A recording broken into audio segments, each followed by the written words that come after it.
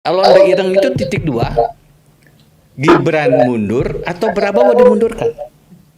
Karena kalau kita lihat dari kacamata anti korupsi, maka apa yang dikatakan Bung Kisman tadi, ini Jokowi, ini Jokowi, ini Jokowi. Kata Prabowo, hidup Jokowi. Kalau dilihat dari kacamata anti korupsi, ada kontradiksi di situ. Kalau Anda hitung itu titik dua, Gibran mundur atau Prabowo dimundurkan. Karena kalau kita lihat dari kacamata anti korupsi, maka apa yang dikatakan Bung Kisman tadi, ini Jokowi, ini Jokowi, ini Jokowi. Kata Prabowo, hidup Jokowi. Kalau dilihat dari kacamata anti korupsi, ada kontradiksi di situ. Assalamualaikum warahmatullahi wabarakatuh. Kembali lagi di channel Kopi Hitam 26. Video kali ini menampilkan diskusi oleh Denny Indrayana yang menyoroti pentingnya fungsi kontrol dan pengawasan publik terhadap jalannya pemerintahan. Berikut adalah poin-poin utama yang dibahas oleh Denny Indrayana. Denny menekankan bahwa kritik bukanlah ancaman, melainkan kebutuhan bagi seorang pemimpin agar tidak terjebak dalam praktek otoriter atau koruptif. Denny juga menyoroti kontradiksi antara narasi anti korupsi pemerintahan dengan aksi nyata di lapangan. Dia juga berpendapat bahwa pemberantasan korupsi seringkali masih tebang pilih. Salah satu kritik tajamnya adalah bahwa pidato-pidato presiden seringkali tidak sejalan dengan realitas di lapangan. Gibran mundur atau Prabowo dimundurkan. Denny Indrayana. Kalau Anda hitung itu titik dua, Gibran mundur atau Prabowo dimundurkan. Karena kalau kita lihat dari kacamata anti korupsi, maka apa yang dikatakan Bung Kisman tadi, ini Jokowi, ini Jokowi, ini Jokowi. Kata Prabowo, hidup Jokowi. Kalau dilihat dari kacamata anti korupsi, ada kontradiksi di situ. Bagaimana kita bisa mengatakan, saya ingin pasal 33, ini Jokowi yang paling merusak, anaknya ada wakil presiden. Logika-logika semacam ini yang harus diantisipasi. Begitu beliau menjadi presiden, siapa yang menjadi anggota kabinet? Siapa yang kemudian bisa beliau ajak berlari memberantas korupsi? Ketua-ketua partai yang mundur diancam karena kasus korupsi. Tapi ada yang mengatakan gini, dari rejim sebelumnya itu nggak berani untuk menempatkan oligarki sebagai musuh dari kebijakan negara yang strategi. Pada era Prabowo lah, Saya mendengar langkah itu dilakukan. Saya mendengar cerita itu. Itu gimana menurut Prof? Saya mendengar cerita itu, tapi saya selesaikan dulu tadi ya, masalah rekrutmen tadi itu. Nanti nyambung ke situ. Bicara BGN, sekarang kepala BGN-nya salah satunya tersangka korupsi. Bicara oligarki, Satgas PKH, ketuanya Jampitsus, jadi kasus korupsi. Sekretarisnya, ketuanya Menteri Pertahanan, ketua hariannya si siapa ini, Kasum TNI. Jampitsus sekretaris, bukan ketua, saya koreksi. Kebetulan saya punya catatan sebagai wartawan. Ya sudah, nanti kita cek sama-sama. Tapi salah satu pimpinan Satgas PKH adalah Jampitsus. Ya. Poin saya adalah kalau ini bicara pasal 33, itu sebenarnya presiden harus merekrut orang-orang dan banyak orang-orang yang bisa direkrut. Boleh saya tanya Abang dalam pertanyaan yang apa adanya. Ini terlintas. Abang dulu dikasih kewenangan juga. Namanya Satgas Pemberantasan Mafia Hukum. Mafia Hukum. Abang masih tinggalkan catatan nggak? Tentang berapa nama oligarki yang masuk daftar kejahatan korupsi? Itu satu.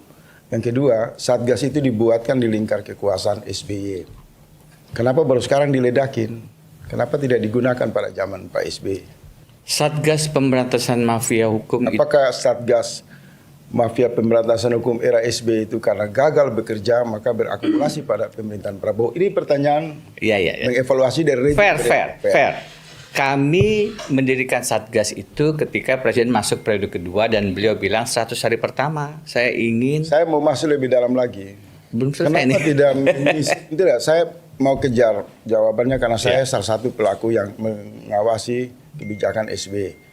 kenapa tidak menempatkan SBY sebagai tersangka dalam kasus Bank Senturi atau Sri Mulyani? Apa yang membuat kekhawatiran Satgas yang dibentuk oleh Pak SBY? Kenapa jadi ke sana? Ini pertanyaan yang Kalau untuk menguji keberanian Satgas Prabowo, Pemberantasan ya kan? Mafia Hukum itu tidak mempunyai kewenangan justisial, Bang. Oke. Dia bukan pengganti polisi, jaksa, KPK. Tidak. Tidak begitu posisinya. Dia kepres saja. Yang kemudian menjadi semacam Minimal rekomendasi. iya, dia tidak punya kewenangan justisial itu. Jadi kalau kita bicara soal itu, Pak SBY dalam posisi yang karena saya staf khususnya. Ini pertanyaan apa adanya ya? Iya, nggak ada masalah. Kembali ke persoalan pasal 33 deh, supaya tadi belum selesai. Pasal 33 itu pertanyaannya adalah ketika memilih wakil presiden saja anti korupsinya kita bisa soal. Ketika menyusun kabinet saja yang terjadi adalah bagi-bagi kursi tanpa prinsip anti korupsi. Yang benar menurut saya paling bagus dalam proses rekrutmen itu Jokowi periode pertama dia melibatkan KPK. Dan rapor-rapor yang diberikan oleh KPK itu sekarang ada jadi menteri. Menteri itu dari raport yang diberikan KPK kepada Jokowi. Periode kedua dia sudah tidak pakai itu. Harusnya kalau dia memang betul anti korupsi, pergunakan itu lagi. Tapi bahwasanya sekarang dari anggota saja sudah lebih dari 100 itu problematik. Kalau kita bicara pasal 33, saya dari Kalimantan Selatan ini. 90-an zaman Orde Baru, sungai Kalimantan Selatan itu kayu. Orde Baru. Di tahun 2000-an, sungai Kalimantan itu tongkang batu bara. Saya sering ke sana. Di pinggir-pinggirnya itu sampai sekarang masih jamban terapung. Hari ini, sebulan terakhir ini nggak ada di berita nasional. Padam mati bergiliran lampu di sana. Siapa yang ada di situ? Penyumbang terbesar presiden. Kita bicara oligarki, kita bicara haji. Bagaimana mungkin Anda memberantas korupsi ketika pilih-pilih? Kepada lawan Anda hajar, kepada kawan Anda lindungi. Tidak bisa. Oke, kita berhenti di situ. Bang Denny, Ya. ini kita bangun negara kan lebih mengevaluasi terhadap kebijakan. Kata Dasat, para kiai-kiai kampung, semua tergantung tanda tangan camat, presiden. Ya. Tapi yang kaya di ruang publik itu pertentangan soal narasi. Bukan soal kebijakan, tapi narasi. Jadi bumbu daging yang sekilo, bumbunya bisa 1 ton. Misal soal MBG, presiden menjawab dengan penegakan hukum. Presiden respon terhadap suara publik. Tapi ada masalah. Kalau kekayaan narasi ini berlanjut, apa ini tidak membuat ruang pembodohan terhadap publik? Terjadi diskomunikasi, misinformasi, Iya. pemblokan opini. Betul. Kita butuh presiden yang memang bicara kepada rakyat dan memberikan arah pemberantasan korupsi misalnya. Tapi sayangnya pidato-pidato presiden akhir-akhir ini terlepas dari memang mungkin ada kerja-kerja juga yang membuat didiskreditkan. Beliau sendiri juga kalau bicara di luar teks memang cenderung ada kekeliruan. Itu juga pasti yang bikin teks juga deg-degan itu kalau presiden pidato. Satu. Yang kedua, narasi, orasi itu penting untuk mentransfer pengetahuan apa yang ada di kepala beliau menjadi aksi. Ya kan?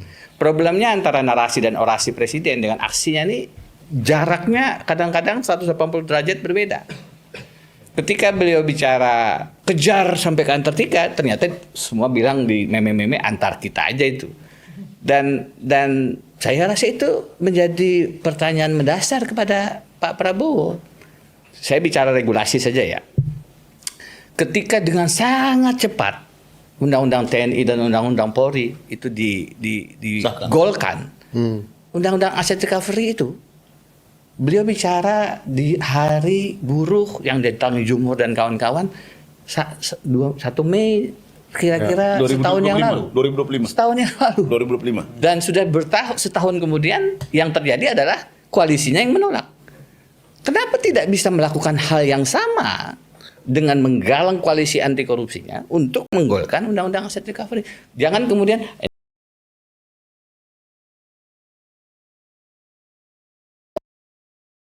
Buat Kopi Hitam cukup hangat ya diskusinya. Bagaimana nih pendapat kalian? Tulis di kolom komentar. Jangan lupa like, share, dan komen. Lalu subscribe channel Kopi Hitam 26. Terima kasih. Assalamualaikum warahmatullahi wabarakatuh.